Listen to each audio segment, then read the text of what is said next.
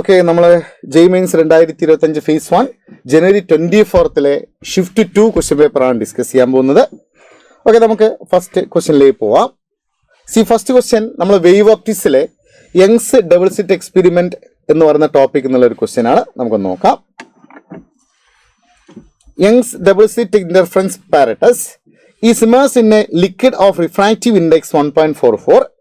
It has slit separation of 1.5 millimeter. The slits are illuminated by a parallel beam of light whose wavelength in air is 690 nanometer. The fringe width on screen placed behind the plane of slits at a distance of 0.72 meter will be.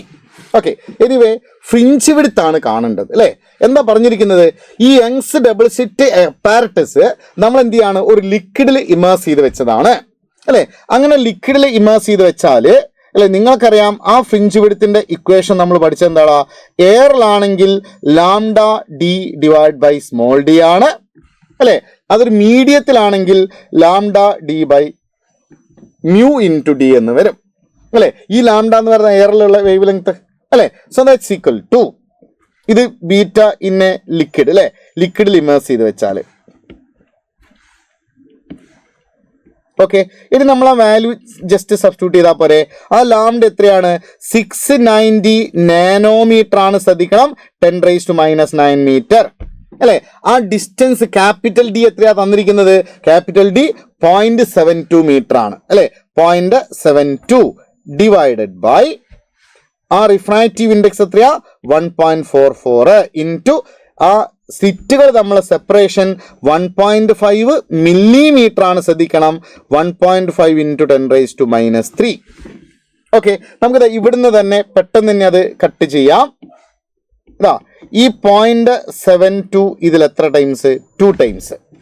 2 into 1.5 3 അല്ലേ. അപ്പൊ 690 into 10⁻⁻9 divided by 3 into ആ 10⁻⁻3 മുകളിലേക്ക് എടുത്താൽ 10⁻+3 എന്നായി.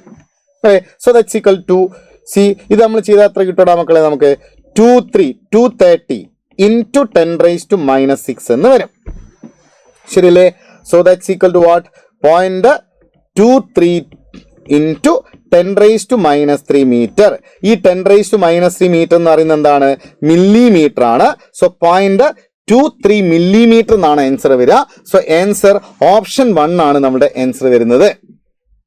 Clear ആണല്ലോ? Okay, അങ്ങനെയാണെങ്കിൽ നമുക്ക് next ക്വസ്റ്റ്യനിലേക്ക് പോയാലോ.